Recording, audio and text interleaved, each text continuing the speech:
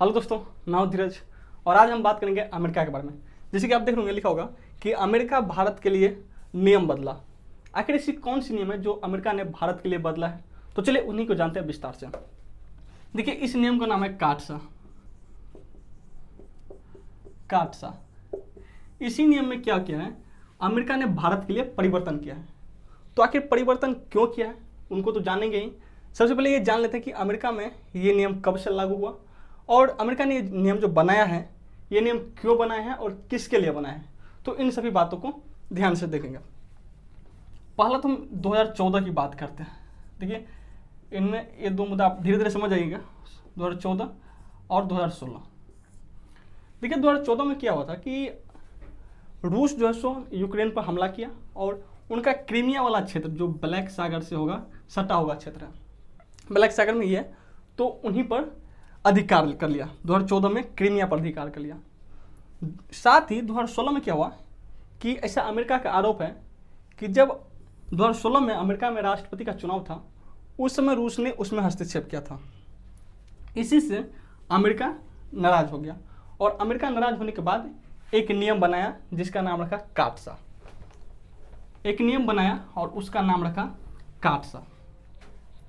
इस काटसा नियम का मेन प्रावधान ये था कि उन्होंने 3 देश को रखा इस नियम के अंतर्गत। पहला रखा रूस को, दूसरा रखा ईरान, रूस, ईरान, और तीसरा रखा उत्तर कोरिया। उत्तर कोरिया।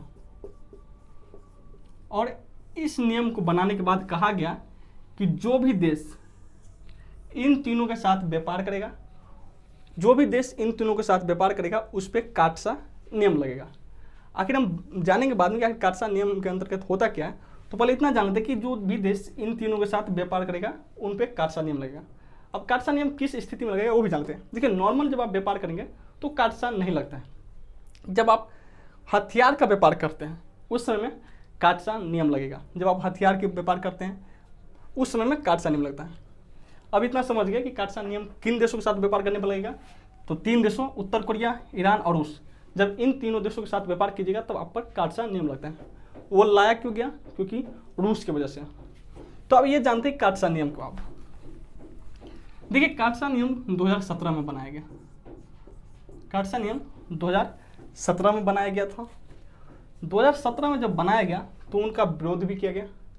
विरोध किसने किया था? तो यूरोप वालों ने। यूरोप वालों ने विरोध भी किया, लेकिन फिर भी ये नियम मतलब अभी भी है।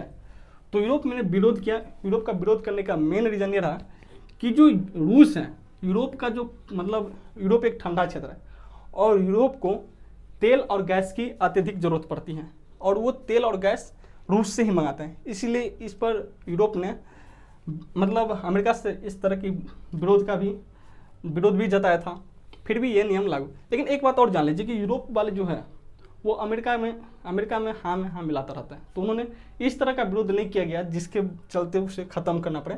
लेकिन हाँ, यूरोप ने बस थोड़ा बहुत किया, लेकिन फिर भी ये नियम लागू रहा। तो ये काटसा नियम हो गया। यूरोप ने विरोध भी किया था, फिर भी चालू है।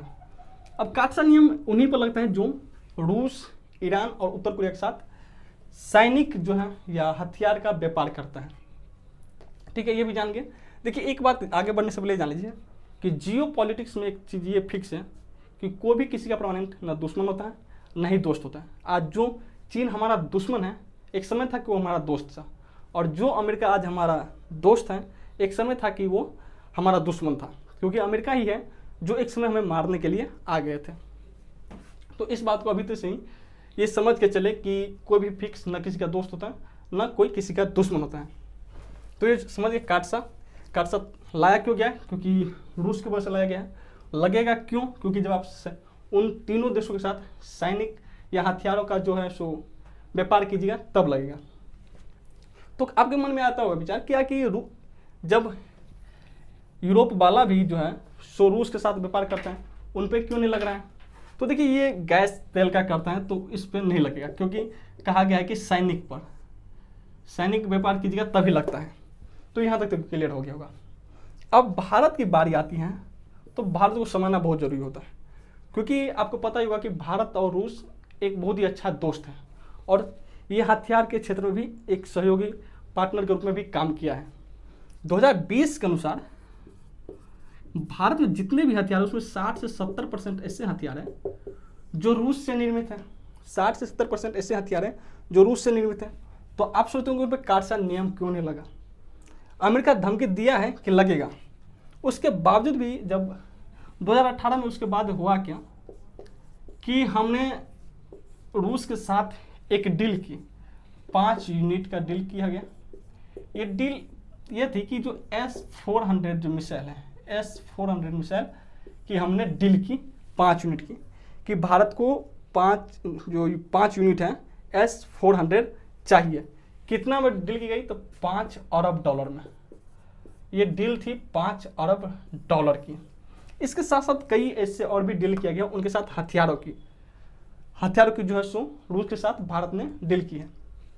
तो एक बात और मन में आए कि तो जो है सो जब ये डील हो गया तो अमेरिका ने क्या किया कि भारत को धमकी भी दिया कि हम उस पर कार्सा नियम लगाएंगे। देखिए एक बात और समझना जरूरी होगा कि अभी कोई भी देश ऐसी स्थिति में नहीं है कि जो भारत पे कोई भी दबाव बना सके या कोई भी नियम लागू कर सके। ऐसा कोई भी देश नहीं है, ना कोई ऐसा देश है जो भारत के ऊपर प्रतिबंध लगा सके। भारत एक स्वतंत्र है और अपनी कोई भी फैसला होता है वो खुद लेता है, इसमें किसी का हस्तक्षेप नहीं है।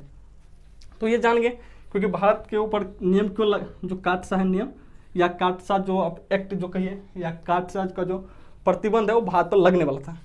तो लगा क्यों नहीं? क्योंकि भारत ने तो डील की है, भारत ने हथियार भी खरीदा, फिर भी उस पर नहीं लग रहा है। एक वही देश भारत है जिस पर नहीं लग रहा है और साथ ही उस पर धमकी मिला है, फिर भी नहीं लगा। और अभी एक न्यूज निकल के आया कि अब कभी भी नहीं लगेगा। क्यों? क्योंकि उन्होंने कार्सा में जो है संशोधन कर दिया है, कहा है कि भारत पर लगेगा ही नहीं। अब हम इसको जानते हैं क्योंकि मेरा मकसद ही था कि आपको सिर्फ माहौल बनाना था कि आपको पीछे की जानकारी दे देना। हमारा मेन मकसद यही था कि भारत और अमेरिका के भारत के ऊपर कार्सा लगेगा क्यों नहीं। और अमेरिका, देखिए अमेरिका ने, देखिए कार्सा का एक ही मतलब समझिए कि जब आप उत्तर कोरिया, ईरान और रूस के साथ व्यापार कीजिएगा ना तो अमेरिका रूठ जाएगा। इससे ज़्यादा और कुछ नहीं, अमेरिका रूठेगा तो आपकी आर्थिक स्थिति गिर जाएगा। क्योंकि अमेरिका का जो है सो बहुत भी अभी भी कई देश उसके पक्षधर हैं। जैसे ही आप मतलब कार्सा नियम लगेगा आपके ऊपर तो अमेरिका के जो पक्षधर है वो आपके से व्यापार नहीं करेगा, आप भी किसी के साथ व्यापार नहीं कर पाइएगा। जब इस तरह का व्यापार नहीं कर पाइएगा तो आप ऑटोमेटिक आपकी आर्थिक स्थिति गिर जाएगी। अब बात आता है भारत का एक अलग ही कंडीशन, अलग ही केस आ जाता है क्योंकि भारत तो रूस के साथ खरीदता भी है फिर भी उस पर नहीं लग रहा है। एक मतलब क्यूरियोसिटी सबके मन में रहता है कि अगर भारत तो खरीदता भी है फिर भी नहीं लगता है। तो एक भारत की जीत कही है कि भारत ने अपने आप को इस लेवल की शक्तिशाली पहुंचा लिया है, अपने आप को इस तरह से बना लिया है कि भारत में अभी कोई भी देश इस स्थिति में नहीं रहा है कि भारत के ऊपर कोई भी प्रतिबंध लगा सके। फिर भी एक बात मान के चलते हैं कि ऐसे भारत को भी डर था कि लग जाए तो हमारे आर्थिक स्थिति गिर जाएगा। अब मन में तो डर था ही कि भारत के ऊपर लगता तो क्या होता। तो देखिए लगने से ये बहुत बड़ी समस्या हो जाती है हम लोगों को। समस्या सबसे पहला होता है कि हमारा आर्थिक स्थिति गिर जाता है, आर्थिक रूप से हम कमज़ोर हो जाते हैं। पहला तो ये होता। दूसरा ये होता कि हम किसी और के साथ व्यापार भी नहीं कर पाते सही से, तो हमारा मतलब ओवरऑल यही कहेगा आर्थिक रूप से हम लोग बहुत ही नीचे आ जाते हैं। फिर भी अमेरिका ने भारत के लिए नियम में क्यों बदलाव किया, तो ये बहुत बड़ी रोचक बात होगा। क्योंकि आप ये मत समझिएगा कि भारत पर दया हुआ किया है रहम खाकर कि चल भारत को थोड़ा डेवलप करते हैं, भारत गरीब है, ऐसा है नहीं। भारत बहुत शक्तिशाली है, इस बात को मानकर चलिए, मानना क्या है वो है ही। तो ऐसा सोच को मतलब चलिए कि अमेरिका ने कोई भारत के लिए हमदर्दी दिखाया है कि भारत को रहम करता है, ऐसा कुछ भी नहीं है। देखिए उसमें अमेरिका का बहुत बड़ा फायदा है क्योंकि आपको पता होना चाहिए कि भारत और रूस एक बहुत अच्छा दोस्त है। अमेरिका को पता है जब भारत पे कार्सा नियम लगाएंगे भारत की झुकाव हो जाएगा रूस की तरफ। जैसे ही भारत रूस की तरफ झुकेगा तो अमेरिका के लिए एक बहुत बड़ी समस्या हो जाएगी। और अमेरिका को जो है सो चीन को करना है काउंटर।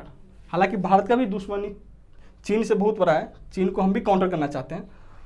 उस मामला में दोनों के विचार एक ही हैं। एक मामला जो है सो दोनों के विचार एक ही है कि चीन को करना है काउंटर।